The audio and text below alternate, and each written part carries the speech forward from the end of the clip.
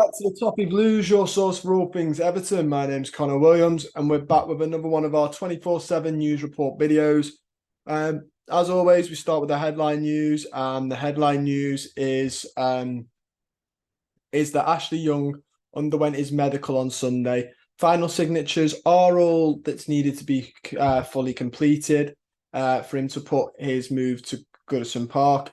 It's a 1-year deal with an option of an extra year. This was broken by Jack Talbot, and also Alan Myers then added to it by saying Ashley Young will join up with Everton's squad ahead of Friday's game against Stade Lyonnais.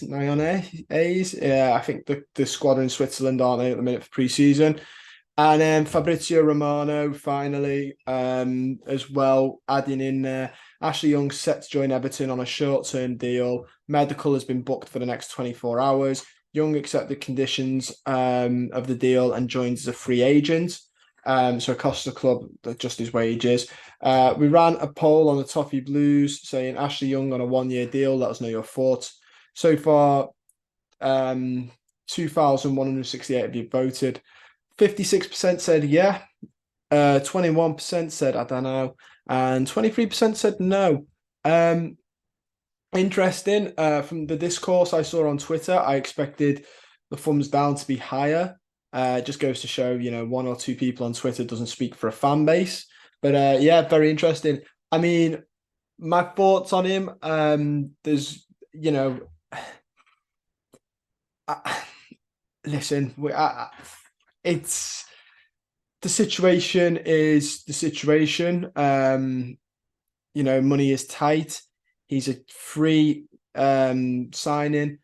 He can play more than one position, which me and Steve and Matt Berry spoke about when we did the videos on Everton's potential transfer targets.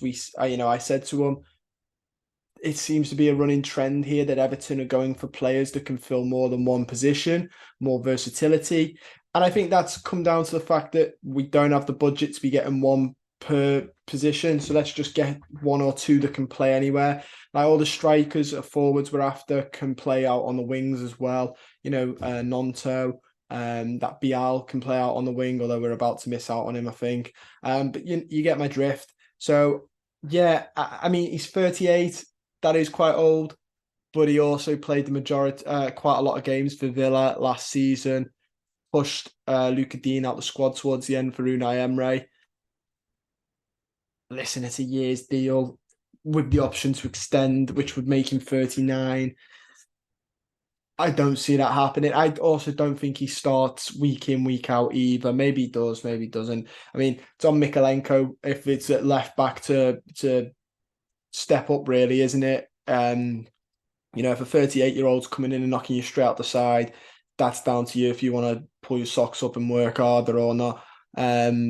But I more than likely see this as a backup because, as we've learned this season, when Mykolenko hasn't been there, we've been sticking right backs there. And that's a big problem as it is.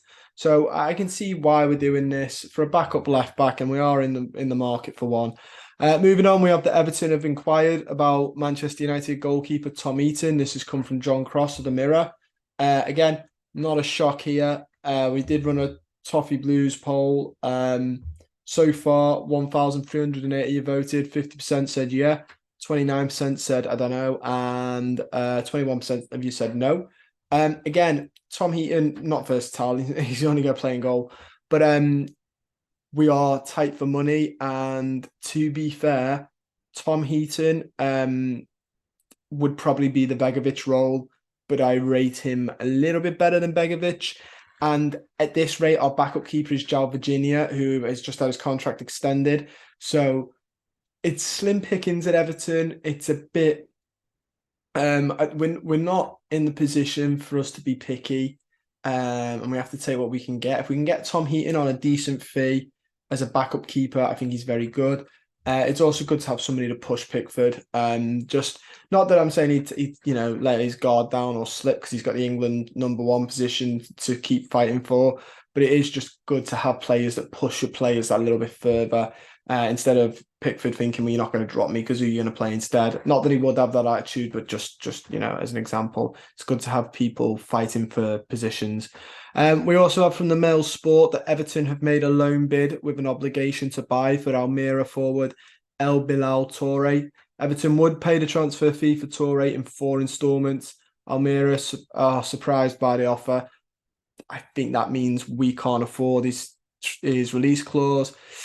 And I think surprise means they can't believe the cheek because he is linked with a move to, I believe, Italy. I don't think we're going to get this one. I spoke to a lad about him as well. Apologies, I forgot the lad's name. He's very good though. And he said, he's not. He probably could do with one more year at Almira. If he fulfills the glass ceiling, he said you've got a great player, but he's not quite ready yet.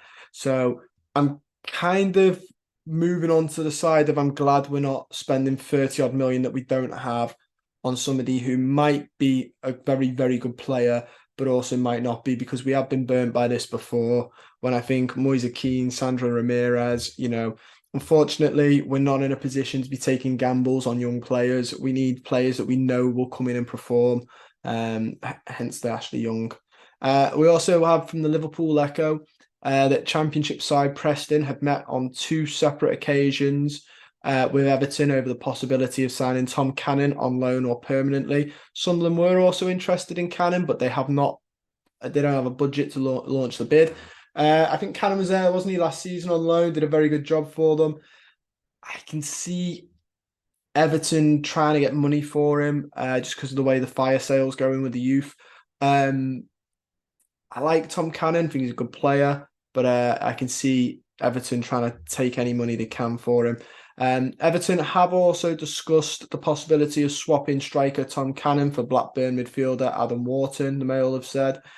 Adam Wharton is meant to be very, very good. I've got a friend who supports Blackburn who rates him very highly. The only thing with that is we don't have many strikers at this club. Are we going to start swapping them for midfielders? We need strikers through the door pretty quickly. And then we've also got, finally, that Everton and Fulham are both interested in AC Milan left-back Fode Barlow Toure. AC Milan are asking for at least €5 million. That's from Foot Mercato. Again, we're after a left-back, I think as a backup, but I don't know, maybe as a permanent, down to Mikalenko to improve and step up. But yeah, very interesting, isn't it? Very interesting to see what the club do moving forward. I think it's just a matter of we can't stick another right back there. So, but that is all we've got time for. Don't forget to like the video, subscribe to the channel if you're not already, and comment down below your thoughts. I look forward to reading them. I'll see you soon.